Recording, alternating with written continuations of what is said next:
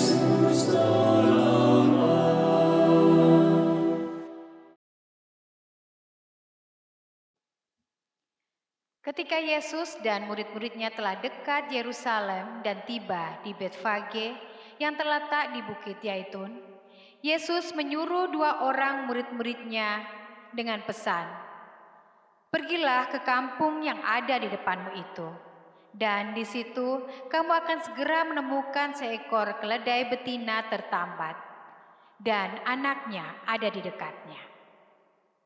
Lepaskanlah keledai itu dan bawalah keduanya kepadaku. Dan jikalau ada orang menegur kamu, katakanlah, Tuhan memerlukannya. Ia akan segera mengembalikannya." Hal itu terjadi supaya genaplah firman yang disampaikan oleh Nabi.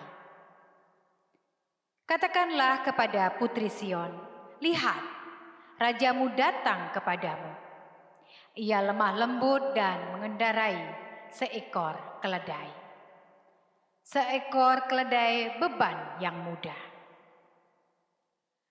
Maka pergilah murid-murid itu dan berbuat seperti yang ditugaskan Yesus kepada mereka. Mereka membawa keledai betina itu bersama anaknya, lalu mengalasinya dengan pakaian mereka, dan Yesus pun naik ke atasnya. Orang banyak yang sangat besar jumlahnya menghamparkan pakaiannya di jalan. Ada pula yang memotong ranting-ranting dari pohon-pohon dan menyebarkannya di jalan. Dan orang banyak yang berjalan di depan Yesus dan yang mengikutinya dari belakang berseru, katanya, "Hosana bagi anak Daud. Diberkatilah dia yang datang dalam nama Tuhan. Hosana di tempat yang maha tinggi." Dan ketika ia masuk ke Yerusalem, gemparlah seluruh kota itu, dan orang berkata, "Siapakah orang ini?" Dan orang banyak itu menyaut, "Inilah Nabi Yesus dari Nazaret di Galilea."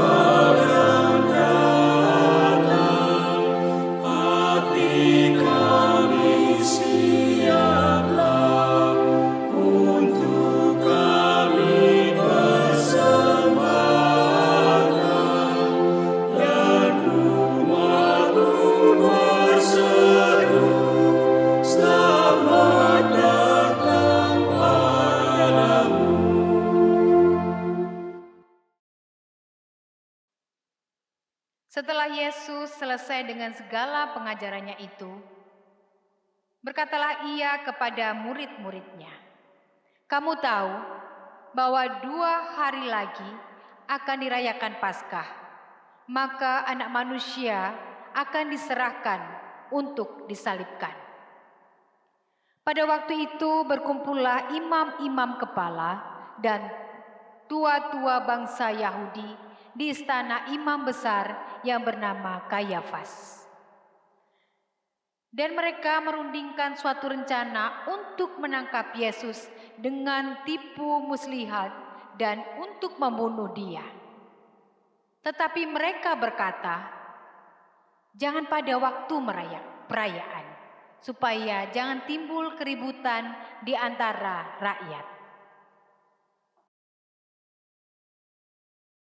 Lalu pergilah Yesus keluar kota dan sebagaimana biasa ia menuju Bukit Zaitun. Murid-muridnya juga mengikuti dia. Setelah tiba di tempat itu, ia berkata kepada mereka, "Berdoalah supaya kamu jangan jatuh ke dalam pencobaan." Kemudian ia menjauhkan diri dari mereka kira-kira sepelempar batu jaraknya. Lalu ia berlutut dan berdoa, katanya, "Ya Bapakku, jikalau Engkau mau, ambillah cawan ini daripadaku. Tetapi bukanlah kehendakku, melainkan kehendak-Mu-lah yang terjadi." Maka seorang malaikat dari langit menampakkan diri kepadanya untuk memberi kekuatan kepadanya. Ia sangat ketakutan dan makin bersungguh-sungguh berdoa. Peluhnya menjadi seperti titik-titik darah yang bertetesan ke tanah. Lalu ia bangkit dari doanya dan kembali kepada murid-muridnya. Tetapi ia mendapati mereka sedang tidur karena duka cita. Katanya kepada mereka, "Mengapa kamu tidur? Bangunlah dan berdoalah, supaya kamu jangan jatuh ke dalam pencobaan."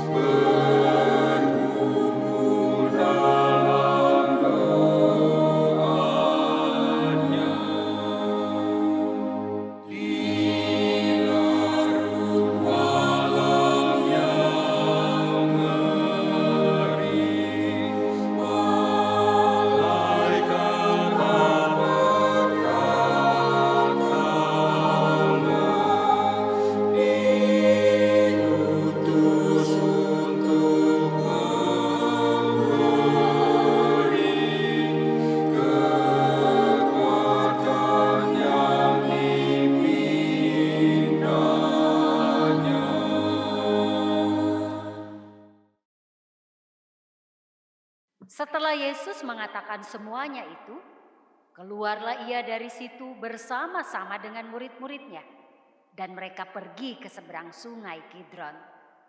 Di situ ada suatu taman, dan ia masuk ke taman itu bersama-sama dengan murid-muridnya.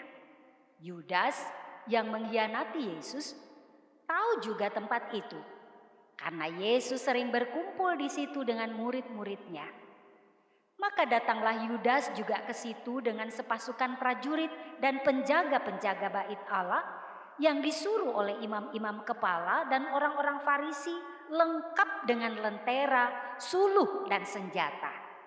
Maka Yesus yang tahu semua yang akan menimpa dirinya, maju ke depan dan berkata kepada mereka, "Siapakah yang kamu cari?"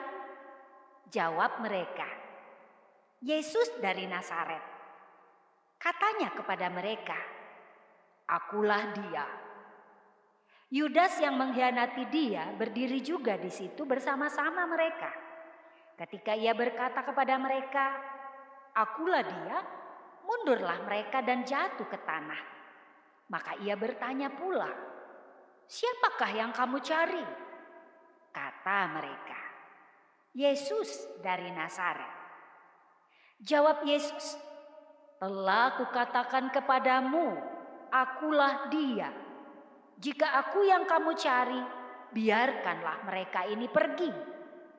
Demikian hendaknya supaya genaplah firman yang telah dikatakannya, "Dari mereka yang engkau serahkan kepadaku, tidak seorang pun yang kubiarkan binasa." Lalu Simon Petrus yang membawa pedang menghunus pedang itu, menetapkannya kepada hamba imam besar dan memutuskan telinga kanannya. Nama hamba itu Malkus. Kata Yesus kepada Petrus, "Sarungkan pedangmu itu. Bukankah aku harus minum cawan yang diberikan Bapa kepadaku?"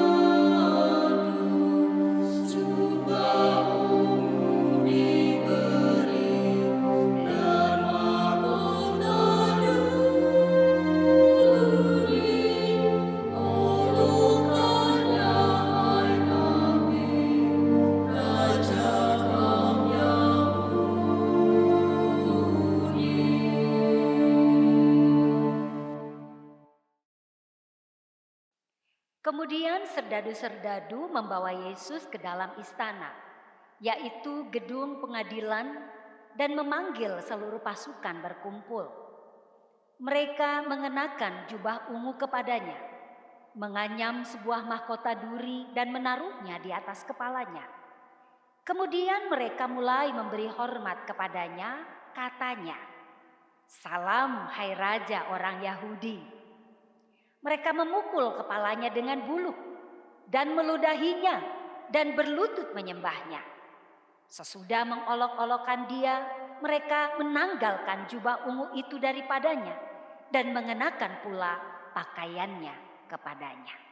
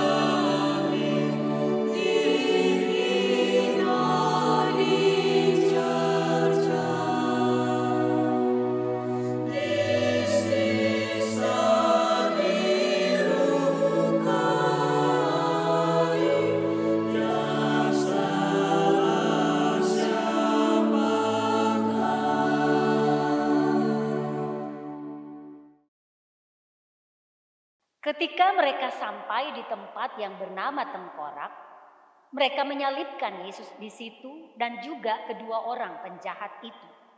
Yang seorang di sebelah kanannya dan yang lain di sebelah kirinya. Yesus berkata, "Ya Bapa, ampunilah mereka, sebab mereka tidak tahu apa yang mereka perbuat." Dan mereka membuang undi untuk membagi pakaiannya.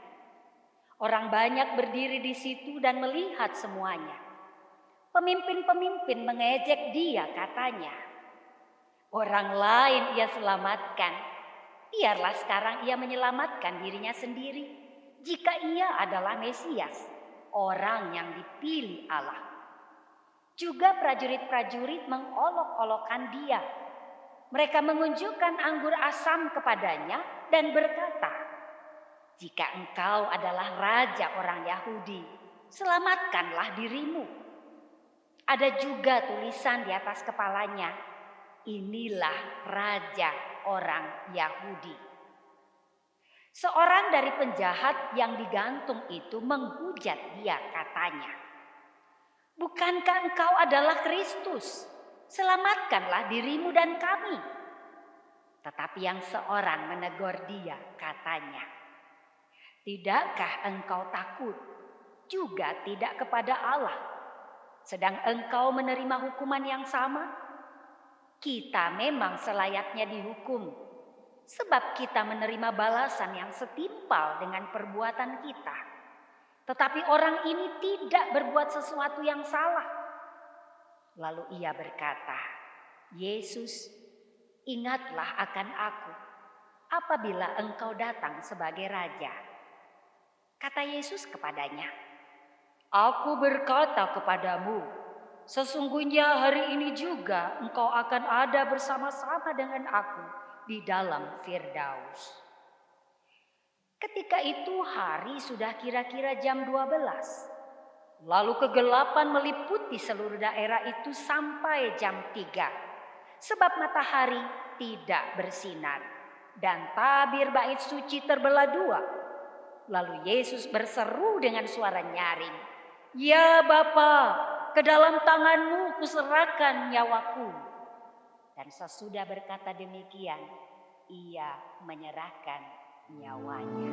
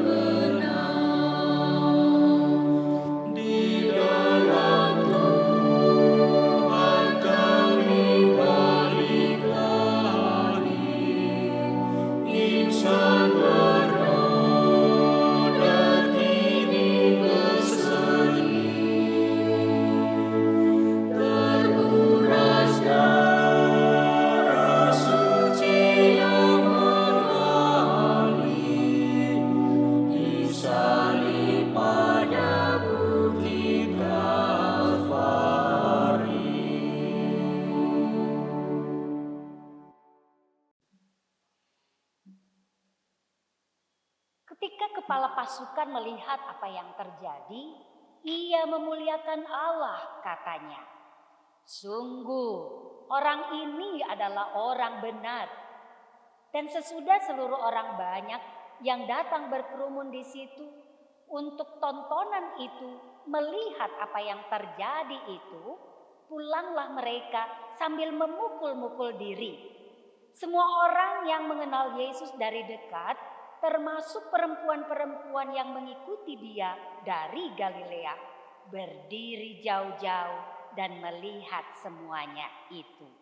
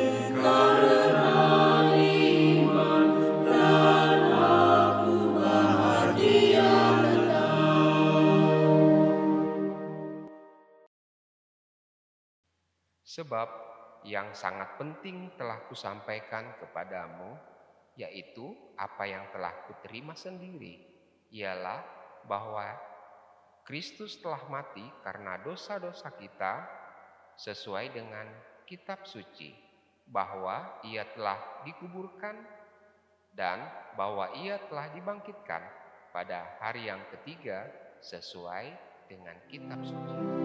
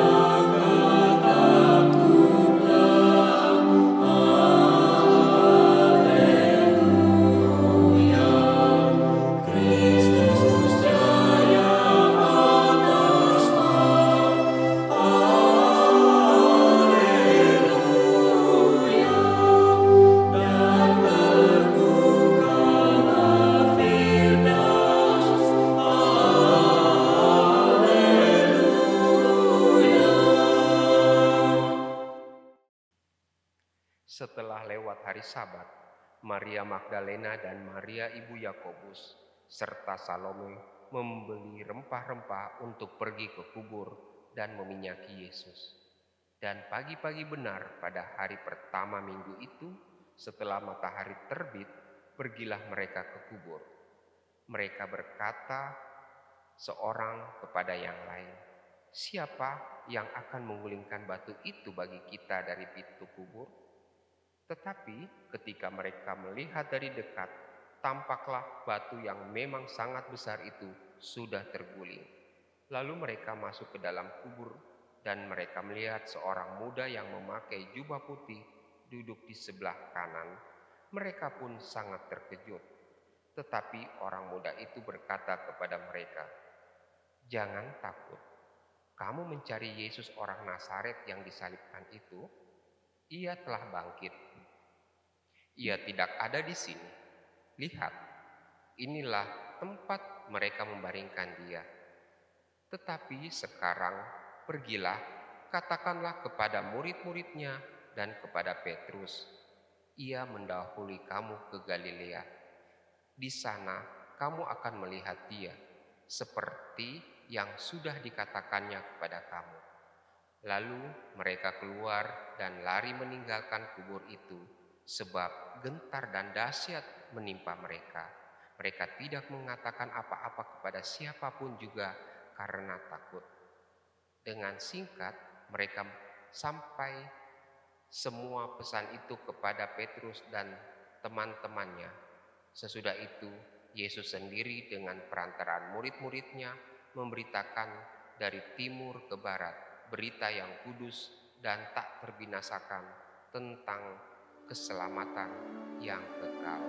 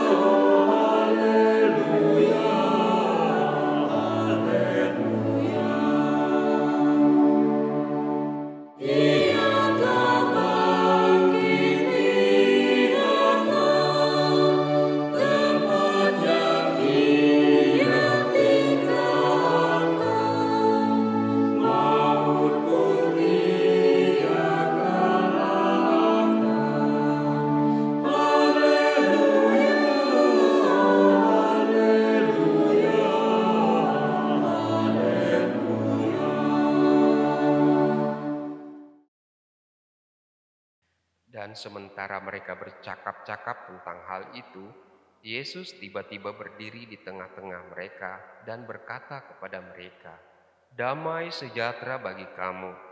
Mereka terkejut dan takut dan menyangka bahwa mereka melihat hantu. Akan tetapi ia berkata kepada mereka, "Mengapa kamu terkejut dan apa sebabnya timbul keraguan-raguan di dalam hati kamu? Lihatlah tanganku dan kakiku. Aku sendirilah ini, rabalah aku dan lihatlah, karena hantu tidak ada daging dan tulangnya, seperti yang kamu lihat ada padaku."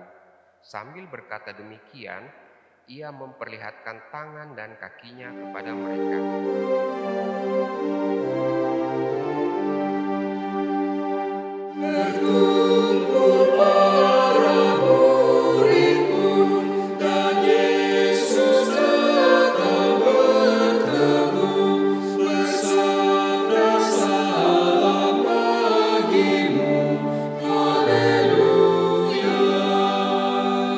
Tetapi Thomas